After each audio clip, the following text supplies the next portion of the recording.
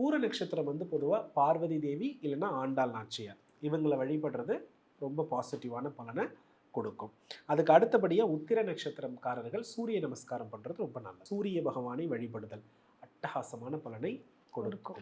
அதுக்கு அடுத்தபடியாக அஸ்த நட்சத்திரக்காரர்கள் வந்து பார்த்தீங்கன்னா சாஸ்தா வழிபாடு ரொம்ப நல்லது. ஐயப்பன் வழிபாடு ரொம்ப ரொம்ப நல்ல பலன்களை கொடுக்கும். அதுக்கு அடுத்தபடியாக வந்து சித்திரை நட்சத்திரக்காரர்கள் வந்து விஸ்வகர்மா வழிபாடு எடுத்துக்கிறது ரொம்ப ரொம்ப நல்லது. அதே போல் வந்து இவர்களும் என்ன பண்ணிக்கலாம்னா ஐயப்பன் வழிபாடை எடுத்துக்கிறது ஒரு நல்ல ரிசல்ட்டை கொடுக்கும். அதுக்கு அடுத்தபடியாக சுவாதி நட்சத்திரம் நரசிம்மரை வழிபடுவது சிறப்பு.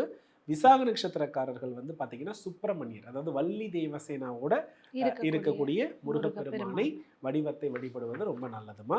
அதுக்கப்புறம் அனுஷ நட்சத்திரக்காரர்கள் வந்து மகாலட்சுமி வழிபாடு செய்கிறது ரொம்ப பாசிட்டிவான பலனை கொடுக்கும். கஜலட்சுமி ரூபமாக அம்பாள் எங்கே இருக்காங்களோ அவங்கள வழிபட்டாலும் நல்ல பலன்கள் கிடைக்கும். நிறைய ஆலயங்களில் வடமேற்கு மூலையில் கஜலட்சுமி வடிவம் சுதை சிற்பமாக இருக்கும். அவர்களை வழிபட இன்னும் மேல்மட்ட பலன்கள் உறுதியாக கிடைக்கும்.